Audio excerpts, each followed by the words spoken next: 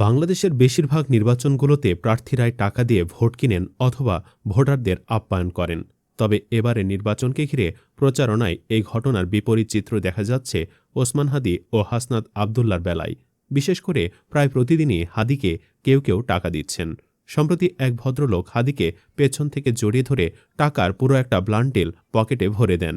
সে ব্যক্তির পরিচয় সেভাবে জানা যায়নি, যদিও কেউ কেউ জামায়াত নেতা বলে মন্তব্য করেছেন। আসন্ন নির্বাচনে ওসমান হাদি ঢাকা ৮ আসনের স্বতন্ত্র প্রার্থী হিসেবে লড়বেন। তাকে সংসদে দেখতে চাচ্ছেন গোটা দেশবাসী। ওসমান হাদি এক ভিন্নধর্মী নির্বাচনী প্রচারণার মাধ্যমে ভোটারদের নজর কেড়েছেন।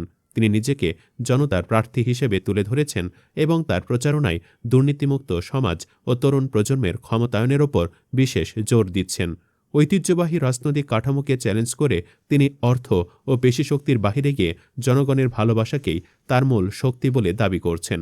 প্রচারণার বিশেষ দিক হল তিনি নানান মসজিদে মসজিদে ফজর ক্যাম্পেইন করছেন, যা খুবই প্রশংসা কুড়াচ্ছে। এর আগে কোনো নির্বাচনী প্রচারণা এভাবে হয়নি। শরীফ ওসমান হাদি এমন একজন তরুণ যার শরীরটা শুধুই সাহসেই ভরা না, সৃজনশীলতায়ও কম না। তিনি কেবল বক্তৃতা দেন না, যেন প্রতিবাদের ঝড় তোলেন। তার বজ্রকণ্ঠে কোনো কাব্যিক শব্দ থাকে না। তিনি কথা বলেন কঠোর ভাষায়, যা কখনো আওয়ামী লীগের বিরুদ্ধে যায়, কখনো অন্যান্য রাজনৈতিক দলগুলোর বিরুদ্ধে। কিন্তু হাদি এসব নিয়ে ভাবেন না। তার কাজ হল দেশবিরোধী কাজকে জোরালোভাবে প্রতিহত করা। ২০২৪ সালের জুলাই আগস্টের আন্দোলনে সামনে থেকে নেতৃত্ব দেওয়া এই যুবক গণ অভ্যুত্থানের চেতনা টিকিয়ে রাখতে গড়ে তুলেছেন ইনকিলাব মঞ্চ। এই মঞ্চের মূল উদ্দেশ্য হল শোষণমুক্ত সমাজ ব্যবস্থা গড়ে তোলা এবং ফ্যাসিবাদ বিরোধী সংগ্রামকে তীব্রতর করা। শরীফ ওসমান হাদি একাধারে একজন সংগঠক, অ্যাক্টিভিস্ট, শিক্ষক ও লেখক। তবে আপাতত তার বড় পরিচয় তিনি একজন প্রার্থী। আর প্রার্থী হিসেবে ওসমান হাদির নির্বাচনী প্রচারণা চলছে সম্পূর্ণ জনগণের দেওয়া অনুদানে।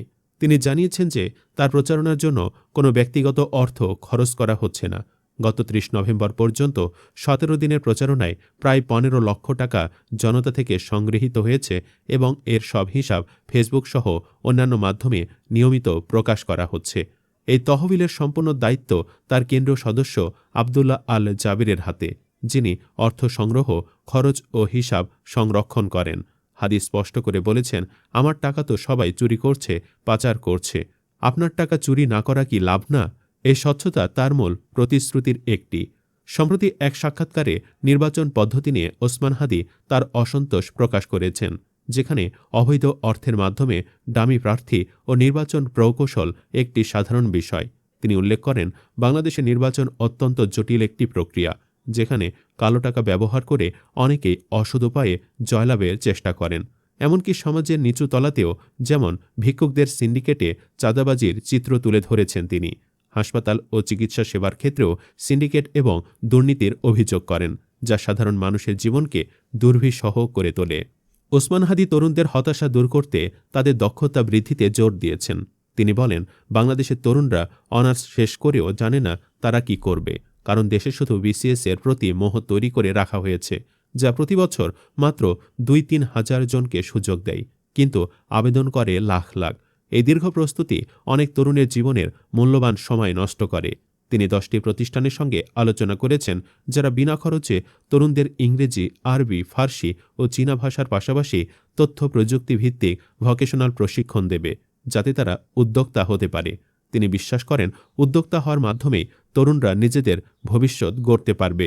তার নির্বাচনী ইশতেহারে চাঁদাবাজি বন্ধ করাকে অগ্রাধিকার দিয়েছেন ওসমান হাদি। তিনি অঙ্গীকার করেছেন যে ঢাকা ৮ আসনের কোনো প্রান্তে চাঁদাবাজি হতে দেবেন না।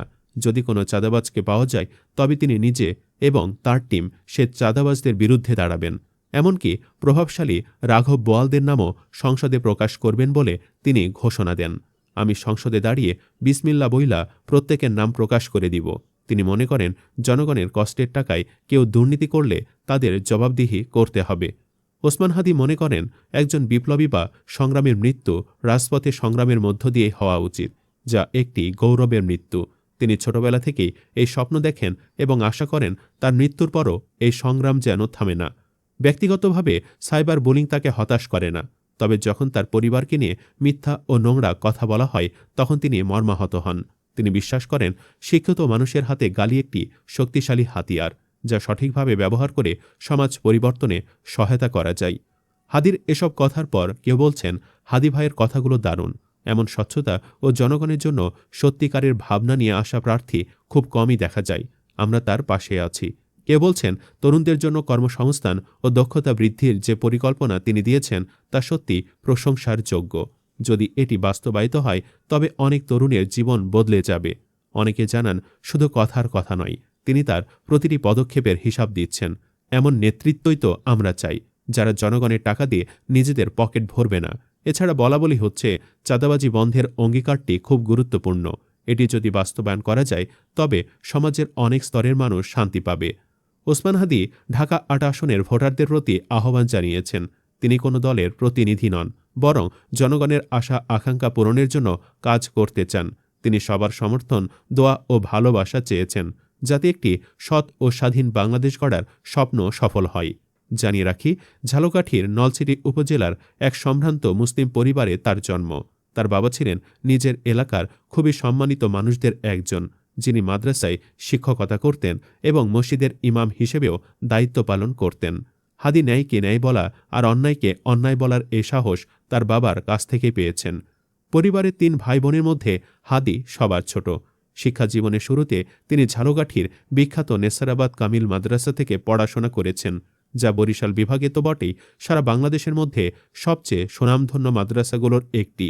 পড়ালেখার পাশাপাশি ছোটবেলা থেকেই হাদি লেখালেখি সহ অন্যান্য কাজে বেশ সক্রিয় ছিলেন এবং ক্লাস 7-8-এ থাকাকালীন জাতীয় পর্যায়ে বিভিন্ন প্রতিযোগিতায় অংশ নিয়ে একাধিকবার পুরস্কারও পেয়েছিলেন। এইচএসসি শেষ করার পর তিনি ঢাকা বিশ্ববিদ্যালয়ে রাষ্ট্রবিজ্ঞান বিভাগে পড়ার সুযোগ পেয়ে যান, কিন্তু মাদ্রাসা ব্যাকগ্রাউন্ড থেকে উঠে আসায় বিশ্ববিদ্যালয়ের শুরু থেকেই তাকে নানা কটু কথা শুনতে হয়েছে। তার ডিপার্টমেন্টের শিক্ষকরাও তাকে শিবির ও হেফাজত বলে ডাকত, যা তাকে ভীষণ পীড়া দিত। কিন্তু নিজের বিশ্বাস আর মতাদর্শ থেকে তিনি সরে আসেননি। বিশ্ববিদ্যালয়ে একাডেমিক পড়াশোনার পাশাপাশি অন্যান্য কাজেও নিজেকে যুক্ত করেছিলেন এবং অ্যাক্টিভিজম শুরু করেছিলেন। জোরে কথা বলতে পারা ও নেতৃত্ব দেওয়ার দক্ষতার কারণে ডান বাম সব ঘরানার সহপাঠীদের কাছে তার একটি পরিচিতি তৈরি হয়েছিল। আওয়ামী লীগের আমলে ঢাকা বিশ্ববিদ্যালয়ে ছাত্রলীগ ছিল বেশ দাপুটে। অন্যদের মতো হাদিকেও ছাত্রলীগের হুমকি ধামকি সহ্য করতে হয়েছে। তারপরও নিজের জায়গা থেকে অন্যায়ের প্রতিবাদে তিনি সোচ্চার থাকতেন। 2024-এর জুলাই আগস্টের আন্দোলন হাদির সেই প্রতিবাদী রূপকে আরও জাগিয়ে তুলেছিল। তার বাসা রাজধানী রামপুরায়, আর এই রামপুরা ছিল আন্দোলনের অন্যতম কেন্দ্র। জুলাই আগস্টের দিনগুলোতে হাদি নির্ঘুম রাত কাটিয়েছেন, খাওয়া দাওয়া ভুলে রাস্তায় ছিলেন। চোখের সামনে নিরীহ মানুষদের প্রাণ হারাতে দেখে তিনি হতভম্ব হয়ে গিয়েছিলেন। ভেবেছিলেন এখান থেকে পেছনে যাওয়ার আর সুযোগ নেই। নিজের অন্তঃসত্ত্বা স্ত্রীকে রেখেই আন্দোলনের দিনগুলোতে তিনি সোচ্চার ছিলেন অন্যায়ের বিরুদ্ধে। আর 5ই আগস্টের বিজয়ের পর হাসিমুখে ফিরে গিয়েছিলেন নিজের পিতৃভূমি ঝালকাঠিতে। সেখানে রাতের বেলা দলবল নিয়ে তিনি মন্দির পাহারার কাজ করেছেন। আর সে সময়ই সিদ্ধান্ত নিয়েছিলেন জুলাইকে বাঁচিয়ে রাখার জন্য ইনকিলাব মঞ্চ প্রতিষ্ঠা করবেন। তো বন্ধুরা, আপনারা যদি ঢাকা 8-এর ভোটার হতেন তবে হাদিকে ভোটটা দিতেন কিনা জানাতে পারেন কমেন্টে। ধন্যবাদ।